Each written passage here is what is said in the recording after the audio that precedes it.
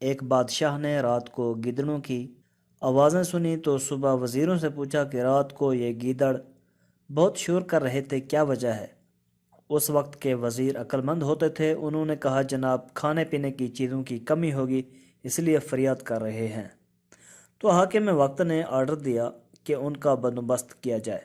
وزیر صاحب نے کچھ مال گھر بھجوا دیا اور کچھ رشتہ داروں اور دوستوں میں تقسیم کیا۔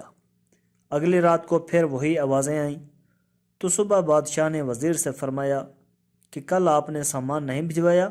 تو وزیر نے فوراً جواب دیا کہ جی بادشاہ سلامت، بھجوایا تو تھا۔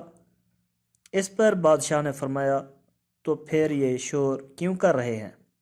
تو وزیر نے کہا جناب سردی کی وجہ سے شور کر رہے ہیں۔ تو بادشاہ نے آرڈر جاری کیا کہ بستروں کا انتظام کیا جائے۔ وزیر نے حسب عادت کچھ بستر گھر بھیج دیے اور کچھ رشتہ داروں اور دوستوں میں تقسیم کیے۔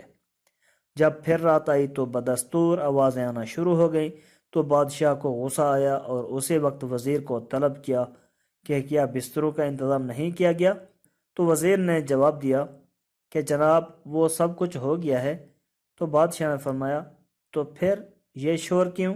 تو وزیر نے اب بادشاہ کو تو مطمئن کرنا ہی تھا اور اوکے رپورٹ بھی دینی تھی، تو وہ باہر گیا کہ پتہ کر کے آتا ہوں۔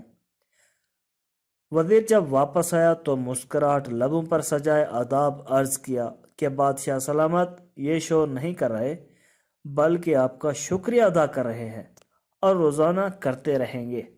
بادشاہ سلامت یہ سن کے بہت خوش ہوا اور وزیر کو انعام سے بھی نوازا۔